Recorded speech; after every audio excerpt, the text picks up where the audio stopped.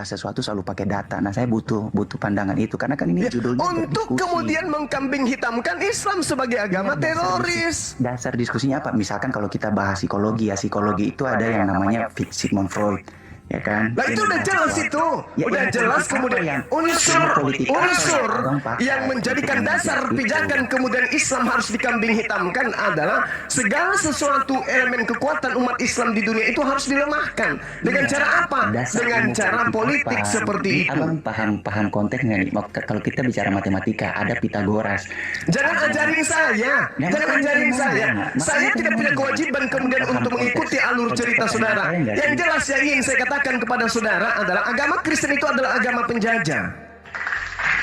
Itu aja poinnya. Itu pandangan abang sendiri. Oh, bukan pandangan, itu teori dan praktek gimana sih? Sebenarnya ayat perang di Quran tuh banyak banget, nggak banyak banget sih. Ada beberapa. Itu tinggal dibuka. Aku tuh emang agak segan menyampaikannya tuh, aku agak segan karena biasanya itu ayat-ayat yang disampaikan oleh ustadz-ustadz yang galak gitu. Aku nggak mau jadi bagian dari itu. Tapi mungkin aku pikirkan nanti aku bikin terpisah kali ya, episode monolog di Forbidden Question tentang bedah ayat-ayat perang gitu. Terus kalau mengenai sejarahnya gitu, kan ada bilang ngarang nih mana ada Islam perang gitu. Buka aja tarik buku sejarah atau sirah nabawiyah, apapun judul apapun yang ditulis siapapun itu pasti memuat sejarah-sejarah perang karena itu kan adalah momentum-momentum penting dalam peradaban Islam gitu. Dan itu dilakukan bahkan di masa Nabi hidup ya. Jadi yang masih hidup. Ya, karena setelah Nabi hidup kan perang-perang masih berlanjut gitu. Ya, karena termasuk saya juga, Mel ya. Jadi ada orang-orang yang mempertanyakan kenapa kita harus mengatakan bahwa di dalam Islam perang itu adalah sesuatu yang dianggap diperintahkan oleh Allah. Ya, buat saya seperti yang Anda katakan kemarin kan, ya terakhir kita ketemu, ya memang ada perintahnya. Iya. Kalimat itu kalimat perangilah kan. Jadi memang disuruh berperang. Dan kemudian itu memang dilakukan oleh Nabi Muhammad.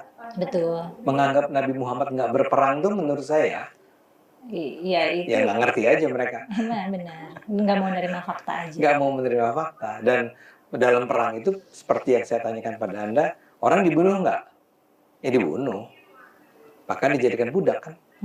Ya jadi ini semacam jawaban terhadap mereka yang mengenai episode kita tentang Islam dan perang itu menganggap bahwa kita atau Mela mengada-ada. Saya rasa tidak. Ya, saya yakin itu tidak. Tinggal dicek di buku sejarah manapun itu akan mengkonfirmasi ucapan aku gitu. Oke, kembali silakan. Nah, terus selain itu yang menurutku sudah tidak relevan mungkin itu ya hukum etika perbudakan. Kan udah nggak ada budaknya lagi. Oke, nah sekarang soal perbudakan. Jadi kita harus jelas nih, buat penonton juga harus jelas bahwa Islam tidak pernah melarang perbudakan. Ya. Dan kemudian betulkah dikatakan bahwa di dalam Islam itu ada ayat-ayat di dalam Quran, ada ayat-ayat yang mengatakan bahwa pria-pria ini bisa meniduri budak-budak perempuannya. Iya bisa. Itu salah satu kegunaan budak. Bisa dipakai. Bisa dipakai. Cuman mungkin ini ya. Jadi perbudakan itu bukan ditegakkan oleh Islam gitu. Jadi maksudnya norma itu udah ada dari udah lama banget. Ketika Islam lahir dia sudah ada. Dan memang sudah berlaku gitu. Dan memang budak itu boleh digauli secara seksual dan itu memang diatur dalam fikih gitu. Jadi kalau misalnya punya budak ya boleh digauli dan boleh dihamili juga boleh. Dan anaknya menjadi anak dia. Anaknya jadi tuan tapi anaknya nggak bakal jadi budak. Tidak jadi budak ya. Tapi artinya dan kata lain penonton harus tahu ya, kita semua harus tahu nih bahwa di dalam Islam ini isunya bukan cuma soal poligami nih.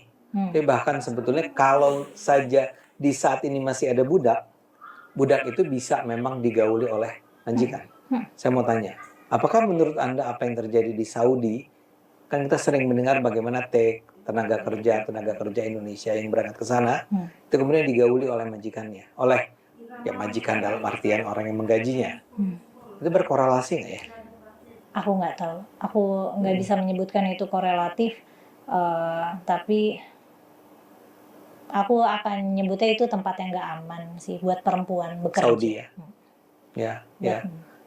Karena mungkin cara pandang abad ke-7 itu Iya, bisa.